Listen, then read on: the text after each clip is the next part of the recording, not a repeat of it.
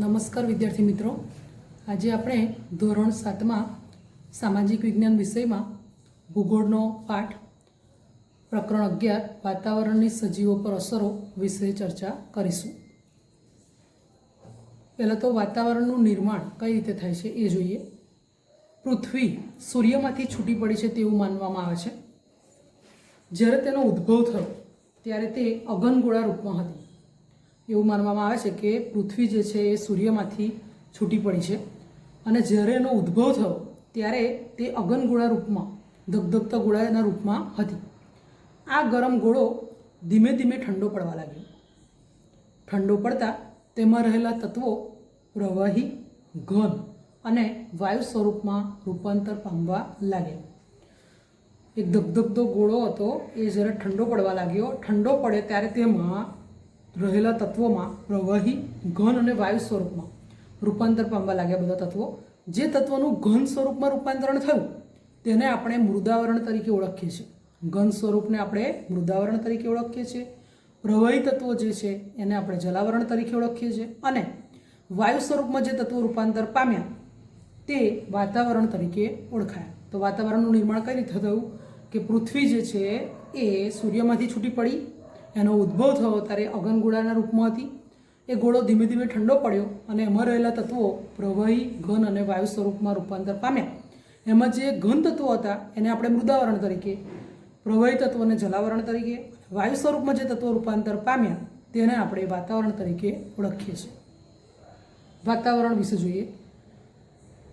પૃથ્વીની ચારે બાજુ વીંટળાઈને આવેલા હવાના આવરણને વાતાવરણ કહે છે. તમારે એક પ્રશ્ન હોય છે, વ્યાખ્યા અથવા સંકલ્પના લખો. તો વાતાવરણની વ્યાખ્યા શું થાય? પૃથ્વીની ચારે બાજુ વીંટળાઈને આવેલા હવાના આવરણને વાતાવરણ કહે છે. પૃથ્વીની ચારે બાજુ વીંટળાઈને આવેલા હવાના આવરણને વાતાવરણ કહે છે. પૃથ્વી સપાટીથી તે સેંકડો કિલોમીટરની ઊંચાઈ સુધી વિસ્તરેલું છે. પૃથ્વીની સપાટીથી તે સેંકડો કિલોમીટરની ઊંચાઈ સુધી વિસ્તરેલું છે. એની ઉપરની સીમા કેટલી ઊંચાઈએ આવેલ છે તે સ્પષ્ટ કહેવું મુશ્કેલ છે. એક્ઝેક્ટ ઊંચાઈ એની કહેવી મુશ્કેલ છે. તેમ છતાં પૃથ્વીના ગુરુત્વાકર્ષણની અસર અવકાશમાં જ્યાં સુધી રહેલી છે ત્યાં વાતાવરણ પૂરું થયેલું માનવામાં આવે છે. ગુરુત્વાકર્ષણ વિશે તમે વિજ્ઞાનમાં શીખો જ છો એટલે બધાને ખબર હશે. તો ગુરુત્વાકર્ષણની અસર અવકાશમાં જ્યાં સુધી રહેલી છે ત્યાં વાતાવરણ પૂરું થયેલું માનવામાં આવે છે. પૃથ્વી સપાટીથી 32 કિલોમીટરની ઊંચાઈ સુધીના વાતાવરણના પડમાં 99% જેટલી હવા સમાયેલી છે. અને પર્વતારોહકો જે હોય છે એ ઊંચાઈ પર જ્યારે જતા હોય ત્યારે ઓક્સિજનના બાટલા સાથે લઈ જતા હોય છે. એવું આપણે ઘણી બધી વાર પેપરમાં, ન્યૂઝમાં પણ સાંભળતા હોઈએ છીએ. તો જેમ આપણે પૃથ્વી સપાટીથી ઊંચે જઈએ, જેમ આપણે પૃથ્વી સપાટીથી ઊંચે જઈએ તેમ હવા કેવી થઈ જાય? પાતળી થતી જાય. વાતાવરણના વાયુઓ વિશે જોઈએ. વાતાવરણ વિના પૃથ્વી પરની જીવસૃષ્ટિનું અસ્તિત્વ અશક્ય છે. વાતાવરણ વિના પૃથ્વી પર જીવસૃષ્ટિ સંભવી જ શકે નહીં, એટલે અસ્તિત્વ એનું અશક્ય છે. વાતાવરણ વાયુ, પ્રવાહી અને ઘન તત્વોનું બનેલું છે. આપણે આગળ જોયું કે જે તત્વો છૂટા પડ્યા હતા એમાં ઘન, પ્રવાહી અને વાયુ તત્વો. તો એ વાતાવરણ શાનું બનેલું છે? પ્રવાહી અને વાયુ, પ્રવાહી અને ઘન તત્વોનું બનેલું છે. તેમાં રહેલા ઓક્સિજન અને નાઇટ્રોજન વાયુઓ જીવસૃષ્ટિ માટે અગત્યના છે. જે વાયુ, પ્રવાહી અને ઘન તત્વો છે એમાં રહેલા ઓક્સિજન અને નાઇટ્રોજન વાયુઓ જીવસૃષ્ટિ માટે ખૂબ જ અગત્યના છે. વાતાવરણમાં ધુમ્મસ, ઝકડ, વાદળ વગેરે વાતાવરણમાં રહેલા પાણીના સ્વરૂપો છે. પ્રવાહી તત્વોમાં મુખ્યત્વે બરફના કણો, જીવજંતુઓ વગેરે છે. વાતાવરણ પૃથ્વીને દિવસે ગરમી અને રાત્રે અતિશય ઠંડીથી બચાવે છે. વાતાવરણ વગર આપણે જીવસૃષ્ટિ અસ્તિત્વ ના થઈ શકે, મતલબ કે સંભવિત ના શકે. તો કેમ? તો વાતાવરણ આપણને શેનાથી બચાવે છે? દિવસે ગરમી અને રાત્રે અતિશય ઠંડીથી આ વાતાવરણ બચાવે છે. અહીં વાયુઓ વિશે જોઈએ આપણે. તો નાઇટ્રોજન વાયુનું પ્રમાણ જોઈએ. આ બધો વાયુ દેખાય, આ બ્લુ, એ બધો નાઇટ્રોજન છે. એનું પ્રમાણ જોઈએ તો 78.03% છે. ઓક્સિજનનું પ્રમાણ જોઈએ તો 20.99% છે. ઓર્ગન વાયુનું પ્રમાણ જોઈએ તો 00.94% છે. કાર્બન ડાયોક્સાઇડનું પ્રમાણ 0.03% અને અન્ય વાયુઓનું પ્રમાણ 0.01% છે. એટલે નાઇટ્રોજન અને ઓક્સિજન આ બે વાયુઓનું પ્રમાણ વધારે છે, તો એ આપણા જીવસૃષ્ટિ માટે બંને વાયુઓ ખૂબ જ અગત્યના છે. વાતાવરણમાં રહેલા વાયુઓનું પ્રમાણ બાજુના કોષ્ટકમાં દર્શાવેલ છે. આપણે જે જોયું એ કોષ્ટક. નાઇટ્રોજન આશરે 130 કિલોમીટર સુધી જોવા મળે છે.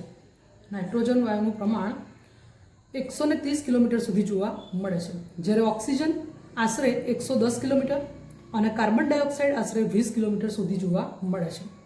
જ્યારે 130 કિલોમીટરની ઊંચાઈ પછીના વાતાવરણમાં હાઇડ્રોજન અને હિલિયમનું પ્રમાણ વધુ છે. આપણે હમણાં પ્રમાણ જોયું, પણ કેટલા કિલોમીટર સુધી જોવા મળે છે? તો નાઇટ્રોજન જે વાયુ છે 130 કિલોમીટર સુધી જોવા મળે, ઓક્સિજન છે 110 કિલોમીટર અને કાર્બન ડાયોક્સાઇડ જે છે એ 20 કિલોમીટર સુધી જોવા મળે. એનાથી ઊંચાઈ એટલે કે જ્યારે 130 કિલોમીટર ઊંચાઈ પછીના વાતાવરણમાં આપણે જોઈએ તો હાઇડ્રોજન અને હિલિયમનું પ્રમાણ વધારે હોય છે. વાતાવરણની સ્તર રચના. વાતાવરણને પૃથ્વીની સપાટીથી ઊંચાઈ તરફ જતા તાપમાન અને વાયુઓની સંરચનામાં થતા ફેરફારના આધારે અલગ અલગ આવરણ કે સ્તરોમાં વિભાજિત કરવામાં આવે છે.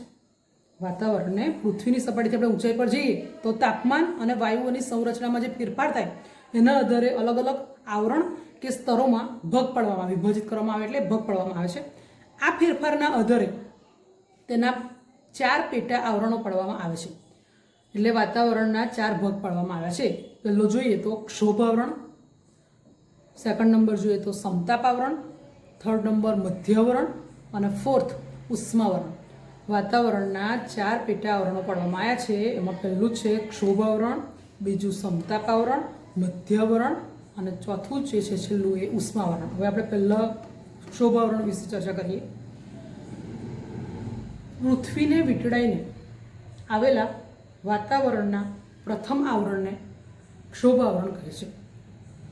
પૃથ્વીને વીંટળાઈને આવેલા વાતાવરણના પ્રથમ આવરણને પહેલું જે આવરણ છે એ ક્ષોભ આવરણ. વિષુવવૃત્ત પર તે આશરે 16 કિલોમીટર, વિષુવવૃત્ત પર તે આશરે 16 કિલોમીટર, સમશીતોષ્ણ કટિબંધ પ્રદેશોમાં આશરે 12 કિલોમીટર અને ધ્રુવો પર આશરે 8 કિલોમીટર ઊંચાઈ સુધી ફેલાયેલું છે. આ જે ક્ષોભ આવરણ છે એ પૃથ્વીની સપાટીનું પ્રથમ આવરણ છે. એ વિષુવવૃત્ત પર જોઈએ તો 16 કિલોમીટર સુધી વિસ્તરેલું છે, ફેલાયેલું છે એટલે વિસ્તરેલું છે. સમશીતોષ્ણ કટિબંધ પ્રદેશમાં જોઈએ તો 12 કિલોમીટર અને ધ્રુવો પર આશરે 8 કિલોમીટર ઊંચાઈ સુધી ફેલાયેલું છે. ઋતુઓ મુજબ તેમાં ફેરફાર થાય છે. જેમ ઋતુ બદલાય એમ એમાં ફેરફાર થાય. આ આવરણ જીવસૃષ્ટિ માટે ખૂબ જ મહત્વનું છે. વાતાવરણના તોફાનો, અવાજના તરંગો, હવાની સંરચના, વીજળી, વરસાદ, વાદળો વગેરે આ આવરણમાં અનુભવાય છે. આ આવરણમાં એટલે કયા આવરણમાં? ક્ષોભ આવરણમાં. ક્ષોભ આવરણ આપણી જીવસૃષ્ટિ માટે ખૂબ જ મહત્વનું છે, કારણ કે જે વાતાવરણના તોફાનો છે, અવાજના તરંગો છે, હવાની સંરચના, વીજળી, વરસાદ, વાદળો વગેરે આ આવરણમાં એટલે કે ક્ષોભ આવરણમાં અનુભવાય છે. આ આવરણમાં પ્રતિ 1 કિલોમીટરની ઊંચાઈએ આશરે 6.5 સેલ્સિયસના દરે તાપમાન ઘટે છે. આ આવરણ એટલે ક્ષોભ આવરણ. તો ક્ષોભ આવરણમાં પ્રતિ 1 કિલોમીટરની ઊંચાઈએ આશરે 6.5 સેલ્સિયસના દરે તાપમાન ઘટે છે. જે ઊંચાઈએ પહોંચતા તાપમાન ઘટતું અટકી જાય, જે ઊંચાઈએ જતાં તાપમાન ઘટતું અટકી જાય તે સીમાને ક્ષોભ સીમા કહે છે. ક્ષોભ સીમા એટલે શું? તો જે ઊંચાઈએ પહોંચતા તાપમાન ઘટતું અટકી જાય તે સીમાને શું કહેવાય? ક્ષોભ સીમા. એટલે આપણે પહેલું આવરણ જે જોયું એ જીવસૃષ્ટિ માટે ખૂબ જ મહત્વનું છે, ક્ષોભ આવરણ. હવે બીજું જોઈશું આપણે સમતાપ આવરણ. ક્ષોભ સીમાથી ઉપરના આવરણને સમતાપ આવરણ કહે છે, જે ક્ષોભ સીમાથી આશરે 50 કિલોમીટર સુધીની ઊંચાઈ સુધી વિસ્તરેલું હોય છે. ઊંચાઈની સાથે આ આવરણમાં તાપમાન વધે છે. જેમ જેમ ઊંચાઈ પર જાય એમ તાપમાન વધે છે.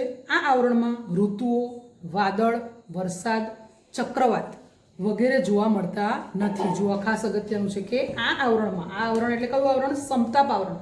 તો સમતાપ આવરણમાં વાદળ, વરસાદ, ચક્રવાત એટલે વાવાઝોડું જે આવે છે એ કંઈ જોવા મળતું નથી. અહીં હવા સ્વચ્છ અને પાતળી છે. જેથી જેટ વિમાનો ઓછા અવરોધ અને ઝડપથી ઉડી શકે છે. આ જે જેટ વિમાનો છે એ ઓછા અવરોધ અને ઝડપથી કેમ ઉડી શકે છે? તો આ સમતાપ આવરણમાં ઋતુઓ, વાદળ, વરસાદ, ચક્રવાત વગેરે જોવા મળતા નથી. આ આવરણમાં આશરે 15 થી 35 કિલોમીટરની ઊંચાઈએ ઓઝોન વાયુનું પ્રમાણ વધુ જોવા મળે છે, જે સૂર્યના અત્યંત ગરમ પારજાંબલી કિરણો, જેને ઇંગ્લિશમાં આપણે અલ્ટ્રા વાયોલેટ રેસ કહીએ છીએ, નું શોષણ કરે છે. તો ઓઝોન વાયુનું કાર્ય શું? કે જે સૂર્યના અત્યંત ગરમ પારજાંબલી કિરણો છે એનું એ શોષણ કરે છે. અને આ સમતાપ આવરણની બીજી એક વાત કે સમતાપ આવરણમાં જેટ વિમાનો જે છે એ ઓછા અવરોધ અને ઝડપથી ઉડી શકે છે. વિમાનો જે છે એ ઓછા અવરોધ અને ઝડપથી ઉડી શકે છે. અને ઓઝોન વાયુનું કાર્ય મેં કહ્યું એમ સૂર્યના અત્યંત ગરમ પારજાંબલી કિરણોનું એ શોષણ કરે છે. એટલે ઓઝોન વાયુ આપણા માટે ખૂબ જ ફાયદાકારક છે. મધ્યાવરણ સમતાપ આવરણની ઉપર આશરે 80 કિલોમીટરની ઊંચાઈ સુધીના વાતાવરણના ભાગને મધ્યાવરણ કહે છે. તેમાં ઊંચાઈ પર જતાં તાપમાન ઘટતું જાય છે. મધ્યાવરણની વાત કરીએ તો સમતાપ આવરણની ઉપર આશરે 80 કિલોમીટર ઊંચાઈ સુધીના વાતાવરણના ભાગને મધ્યાવરણ કહેવાય છે. તેમાં ઊંચાઈ પર જઈએ એમ તાપમાન ઘટતું જાય છે. અને ચોથું અને છેલ્લું આવરણ આપણે જોઈએ ઉષ્માવરણ. મધ્યાવરણની ઉપર આ આવરણ આવેલું છે. આ ઉષ્માવરણ જે છે એ મધ્યાવરણની ઉપર આવેલું આવરણ છે અને 80 કિલોમીટરથી શરૂ કરી જ્યાં વાતાવરણ પૂરું થાય 80 કિલોમીટરથી શરૂ કરી જ્યાં વાતાવરણ પૂરું થાય ત્યાં સુધી તે વિસ્તરેલું છે. અહીં હવા અતિશય પાતળી હોય છે.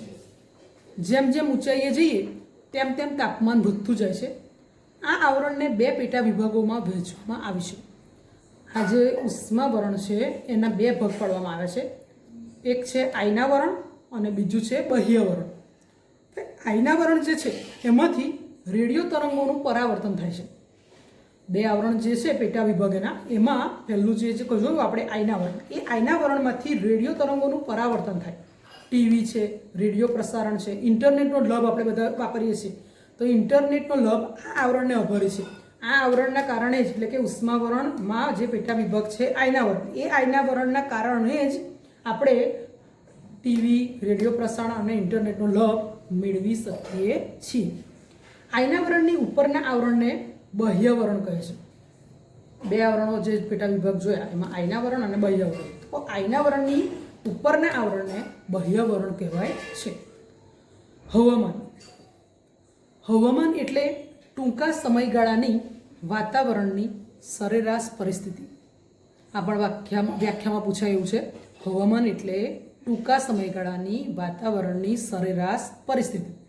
કોઈ પણ સ્થળ, પ્રદેશનું હવામાન, તાપમાન, ભેજ, વરસાદ, હવાનું દબાણ, ધુમ્મસ કે વાદળોના આધારે નક્કી થાય છે.